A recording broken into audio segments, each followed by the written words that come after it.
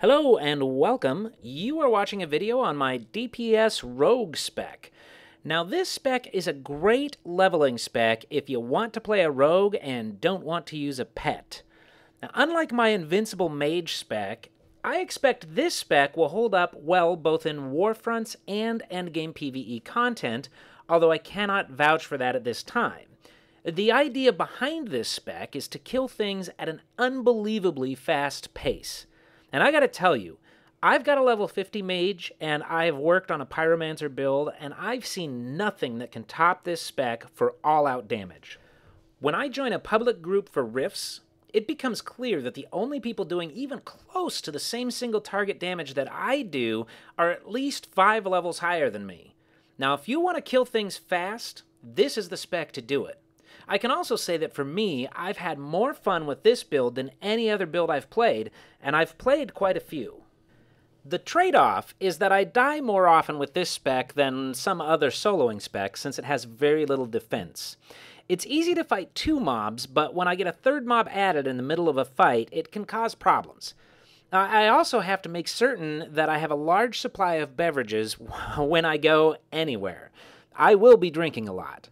But the speed at which I kill things, which has consistently been about 8 seconds per mob throughout the entire leveling process, definitely makes up for the downtime between fights. Unlike other specs, I'm only focusing on specific abilities that get me started, but for the most part, I don't want to focus on abilities in this spec. In these trees, there are a ton of talents that will increase the damage of all of my abilities, and it's those particular talents that I'm focused on. So my first soul is bladedancer. It starts with Keen Strike, which will be my primary basic attack throughout. I also get Deadly Strike, which is the best finisher regardless of what Zam.com says, and I'm not going to waste talent points on other finishers to try to make them as good as Deadly Strike. I also have Sidesteps, which is a good power to have if I think the fight I'm about to get into will be difficult. My first 2 points will go into Blade Finesse, which doesn't do a lot for me, but it will open up Quick Strike, which is a powerful attack that you can use after you land a Keen Strike.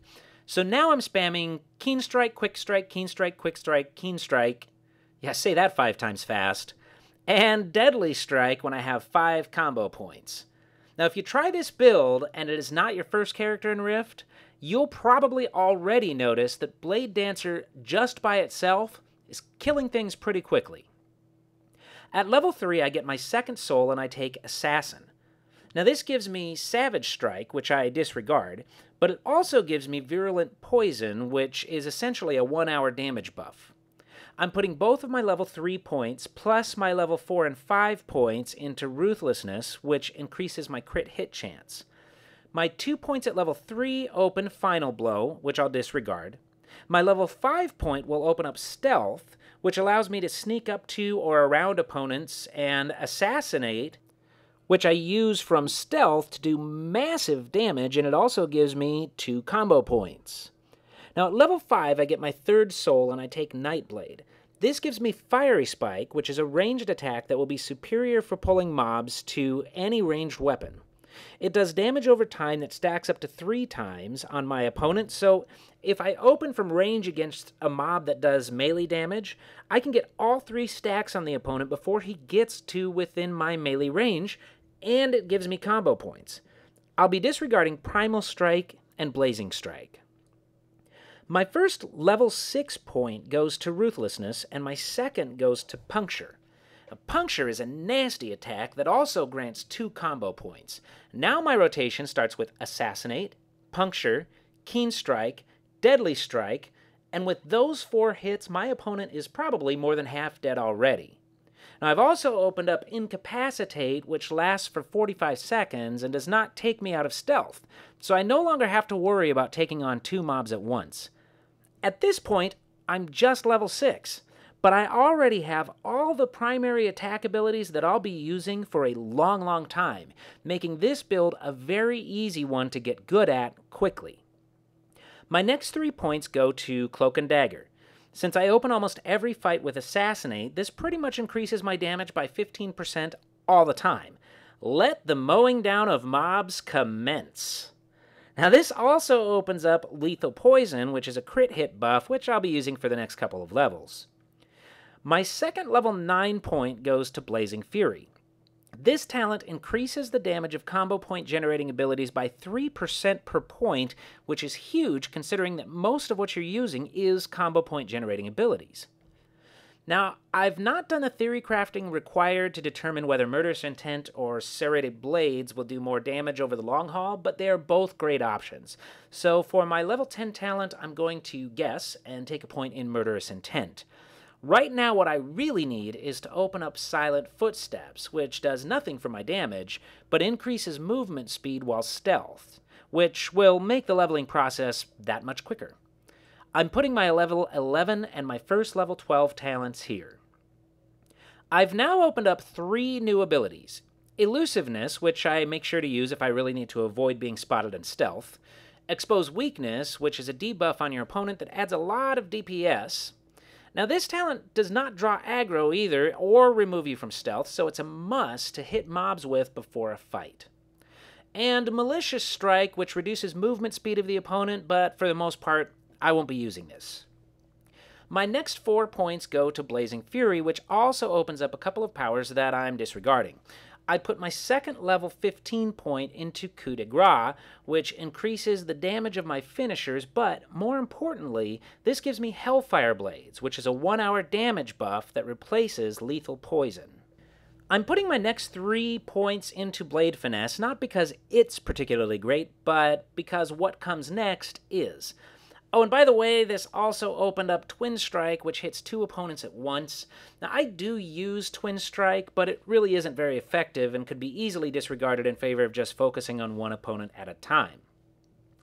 But my next 5 points all go into combat expertise. Missing is the worst thing that can happen, so I'll take the increased hit chance, thank you very much.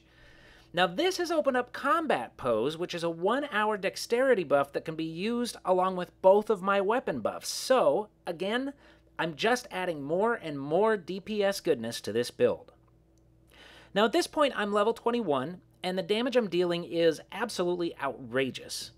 I still have a lot of damage enhancement talents left in this build, but it would take more theory crafting than I've done to determine which ones are going to be the best to take early. So, unless you want to spend hours upon hours doing long math equations, you can kind of go in whatever order you want, although if you're doing this spec, you will want to take all of the powers that I'm about to lay out. So in Nightblade, I'll want to finish off Coup de Grace and take 3 points in Fire and Death Attunement, which gives me 3% increased damage. I'll take 2 points in Melted Skin, which gives me 5% increased damage every time Hellfire Blades procs.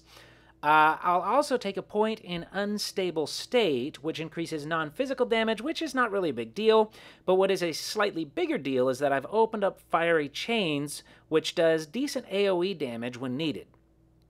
I've also opened up Dusk Strike, which is a 2-point combo, 2 combo point ability that I've put into my rotation after using my first finisher. Now in Bladedancer, I want to take 2 points in Strike Back because it gives me an extra attack that is used automatically when I dodged. A free attack that I don't have to remember to push a button to use? Yes, please. I'm also taking 3 points in Deadly Dance, which increases the damage of combo point generating abilities after using Deadly Strike, and 2 points in Turn the Tide, which increases my damage after I parry or dodge. I've also opened up a couple of situational powers, plus I've got Weapon Barrage, which interrupts spellcasting and silences the enemy, as well as Precision Strike, which I can use after Keen Strike. It does a ton of damage, it never misses, and adds 2 combo points, so this one is a must. In Assassin, I'll want to finish off Murderous Intent, which increases physical damage by 4%, and take my 3 points in Serrated Blades, which basically causes an extra attack worth of damage every time I critically hit. I also take Blinding Powder. This is very situational, but it will at times make fighting 3 mobs a lot more manageable. I'll take 5 points in Cruel Vengeance, which causes my crits to increase my damage by 10% for 10 seconds. I've also gained some situational abilities, plus Leeching Poison, an optional replacement for Virulent Poison, which doesn't do as much damage, but it does give me a very small amount of self-healing. Now, if you're using this build, this is what you should look like at level 42. From here on, you can pretty much go with the talents or abilities that you think you'd like to have. There are a lot of powers left throughout the souls that will give slight impacts on your overall damage. There are also some abilities that might be worth taking, like Reprisal, which gives you a strong, never-miss attack that you can use after you parry or dodge. I think I should mention that most people who take Assassin will have already taken Slip Away at this point, but I do not recommend this option.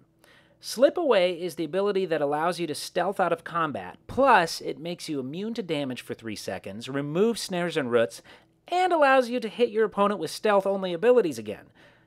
It's an awesome power for a ton of obvious reasons, and some not-so-obvious ones as well, but this spec is all about maximum damage, and if you run up the Assassin tree to grab Slip Away as soon as possible, you will have gimped yourself rather severely.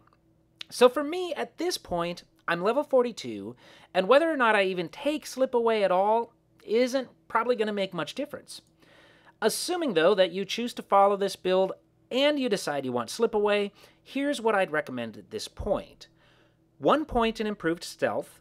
This is an overrated power for sure, but it's also the prerequisite for Slip Away.